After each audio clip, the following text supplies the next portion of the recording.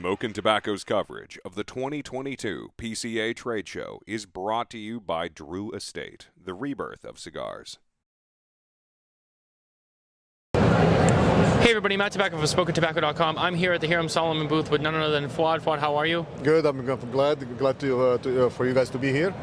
Absolutely, we're excited. It's day 2 of the PCA trade show. It's been a long day. Day's almost over, but we're down to the wire here, so we wanted to get one more in. Tell us a little bit about the treaty that's coming out from Hiram Solomon. The treaty itself, it's a cigar. If you notice, the band is composed of 2 seals, and the story behind it, as far as Masons,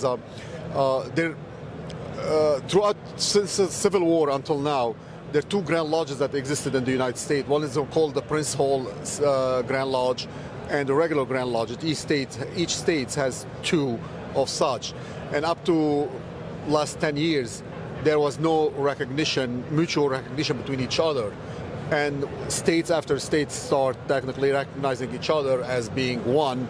The final state almost was Georgia, which last April 9 they signed what they called the treaty to recognize each other, accept each other as being one, and 3 weeks prior to that they called me and they asked me if I can do anything special for the occasion, which is really, in the Masonic term or in a Masonic Brotherhood, it's a historic event that will never ever happen again.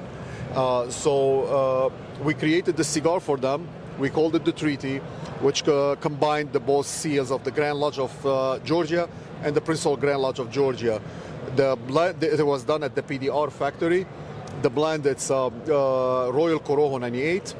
And as the request of the both Grandmaster, they didn't want to disclose the binder and the fillers. So I will keep it just done at the Dominican Republic at the PDR factory with the Royal Corojo 98. It comes in a box of 10, and so far we probably sold 80% of the first production. Wow, that's awesome. In the last 2 days. That's yes. Really good. Very now, I know excited you mentioned with that. something earlier about you were changing some of your production to the Dominican from Nicaragua. Yes, due to some logistical issues in Nicaragua and not them being able to, not just for us, for the whole industry, not being able to produce enough cigars on time, whether the cigar itself or the boxes, we were forced in a way to move our production to another country, to Dominican Republic.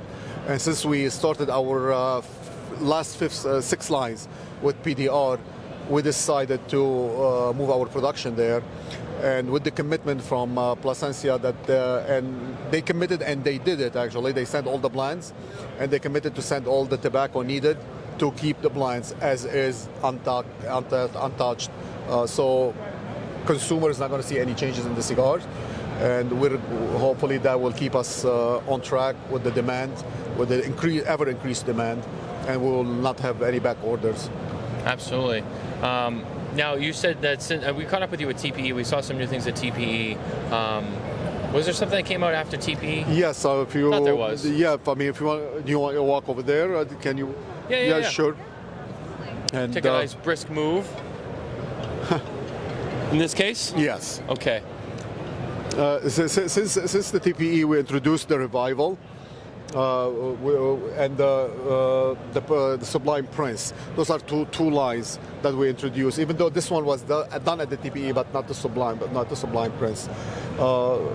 Beside that, there's nothing. Our commitment to the Cigar for Warriors continues. Absolutely. With the new production of another 500 boxes. The first 500 boxes sold, and we donated $10,000 for them. And so hopefully we'll continue that with another donation of $10,000 once the $500 are sold again.